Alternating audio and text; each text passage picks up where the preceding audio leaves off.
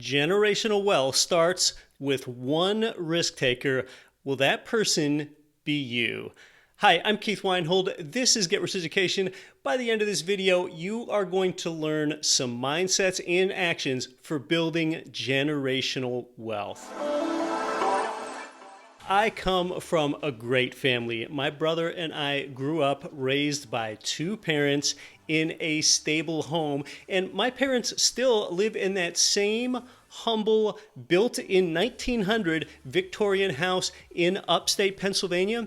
In fact, they've owned it continuously since 1974. That's a model of stability that's really hard to find. Though it was quite a modest home in small town Appalachia, we did have a vacant lot next to us that we owned, and that's really symbolic. It's like we have room to expand our means right next to us. And although my parents really gave us what mattered most, it was a lower middle class income. My father was a machinist, and my mother stayed at home with us. Growing up, our family shared one Subaru station wagon. That's all we had, and our home only had one bathroom. That bathroom only had a bathtub, not a shower. So in order to wash your hair, we were using this Cool Whip container where you would scoop down into the bathtub and then pour the water over your hair to rinse out the shampoo. No shower. So though we weren't poor, my upbringing was surely modest by income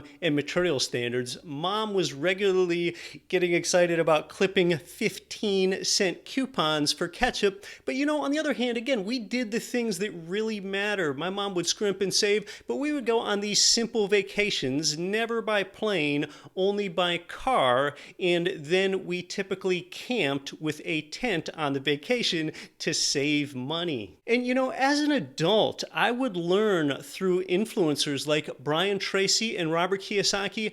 They told me something I didn't even believe when I first heard it. They said that being wealthy is a choice.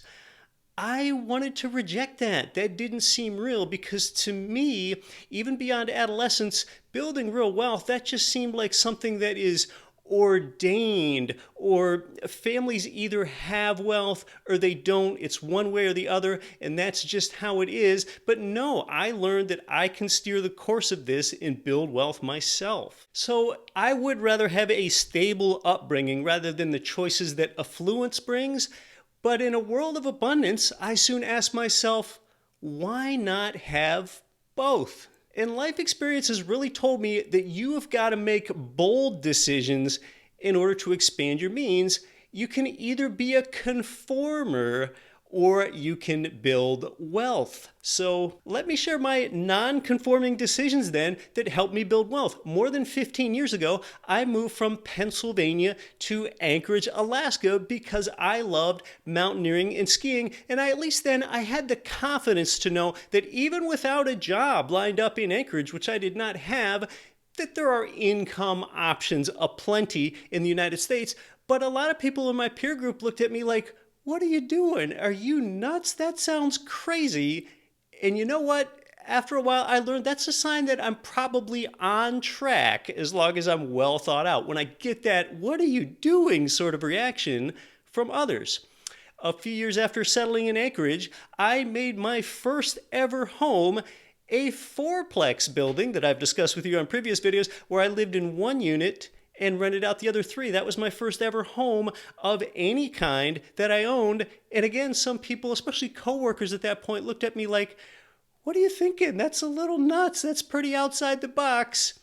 With increasing confidence, really that reaction is validation that I must be doing the right thing. I don't want to be conventional if I want to make more of myself and expand my means. Normalcy ends up equaling mediocrity in life.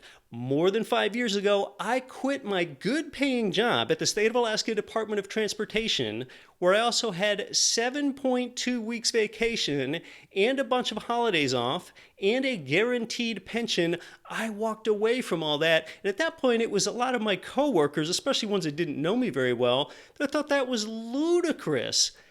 But I had the confidence to know by them that their definition of success is a poor one, trading soulless hours in exchange for a good income. My idea of a successful outcome is living your days as you wish when you're actually young enough to do it. In fact, Albert Einstein is purported to have said, if at first the idea is not absurd, then there is no hope for it. So as successful out-of-the-box decisions build on each other in your life, much like they did for me, it really appears less likely that these acts should be heretical, and really it's more likely that society's reaction just looks like rigid intransigence and this unwillingness to change this old social conditioning that they've been programmed by. Again, generational wealth begins with one risk taker. And at the risk of sounding overly dramatic, these types of decisions, like I've given you, with moving, with making my first home a fourplex, with quitting my job, these are really the sort of things that define your legacy. These are major life decisions. And by the way, if you're just new to all this and you somehow associate wealth building with being evil, check out this video up here where I talked about looking through a lens of how people look at Jeff Bezos and how they resent him for no reason. So are you taking the necessary risks that are going to expand your means rather than merely living below your means? I mean, cutting out a $5 nitro cold brew coffee each day, that's not going to build wealth. Or monitoring a spreadsheet of save 20 discount codes, that's never going to create wealth. Or riding your bicycle to work in the rain, acts like that are never going to create wealth. They might just make you miserable, but they sure won't make you wealthy. No one shrinks their way to wealth. No one ever shrunk their way to a big life. In fact, don't be a millionaire. If you invest primarily in stocks, you're at risk of being only a millionaire. And let me explain, this is a losing formula because it parallels conformity. It is actually a formula for wealth prevention, maybe even poverty. And if you think I'm exaggerating, if you take $1 million to Wall Street and you annuitize it, you might get $40,000 a year. Well, in 40 years, inflation is going to make that such that you only have $10,000 to $12,000 a year of income. You're going to need way more than $1 million. Depending on your age, it might even be more than $10 million. And some people associate $10 million with extravagance, but we're not spending the principle here. We're just talking about living a normal middle-class life. Most people trade their time for dollars, they sell their time for money, and just selling their time for more money is the only long-term plan that they have. And they invest some of that money in stocks, a vehicle that often returns less than zero when you factor in inflation, emotion, taxes, fees, and volatility. That's 5 drags. That's quite a coincidence because real estate pays 5 ways. So these multiple profit centers make real estate like a smooth mountain lake where you're able to increase your quality of life because you increase your income throughout your life, in contrast to the raging seas of volatile stocks and mutual funds and ETFs and cryptocurrency where oftentimes you're only paid one way. This gives you the confidence to climb Japan's Mount Fuji when you're actually young enough to enjoy it, or even just open up the time to do something more simple. As you build up your income, you might be able to leave work early to pick up your daughter from basketball practice. So something more simple like that is important to you. Generational wealth is predominantly built one of 2 ways, either through entrepreneurship or real estate investing. Entrepreneurship can be worth it, but it entails risk and a lot of upfront work for you. With real estate investing, you don't need your own involvement actively in order to make that tenant's income to recur. So to build lasting wealth, you need to make money in your sleep. You can just follow a formula that's already been proven for success, and you don't even need any sort of degree or certification to do this with residual real estate, which is funny because oftentimes you need a credential or a certification in order to produce active income that you trade your time for dollars with. So ask yourself, are you being unconventional enough to build generational wealth?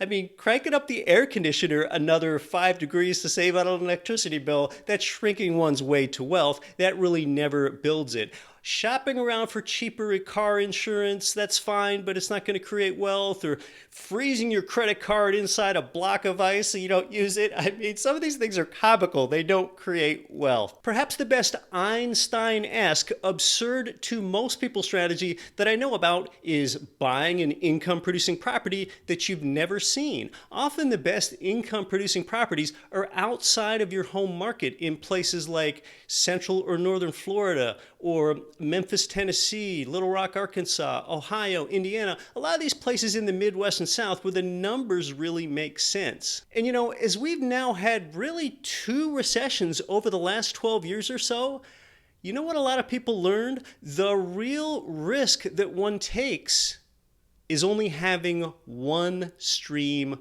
of income, and it doesn't build wealth. So how do you actually get a pay raise? You know, the best way to get a pay raise is not ask your boss for one, but actually give yourself a pay raise with each income producing property that you purchase. And you don't have to try to impress your boss or beg your boss or work more hours to get this pay raise. You know, you can't time the real estate market. Compared to usual times, prices are higher, interest rates are lower, rent incomes are surging higher year over year than they have at historic norms, and housing supply is lower. There are always different factors bouncing around the housing market. You can never time the market. So with that low housing supply, once you do reserve a property, you might need to wait longer than usual to close. So I really encourage you to get started. A lot of times later really becomes never. A year from now is really just going to be a year from now. Generational wealth begins with just one risk taker. To make it actionable, get pre-approved for a mortgage and start at GRE Turnkey. It is the place where I buy my own properties. Turnkey means a property that's already rehabbed, already tenanted, and already under management. Companies specialize this and do specifically this for out-of-state investors in investor advantage markets. I do that at greturnkey.com. My name's Keith Weinhold. As I like to say, thanks for being here, but you weren't here for me. You were here for you. Thanks so much. We'll see you in the next video.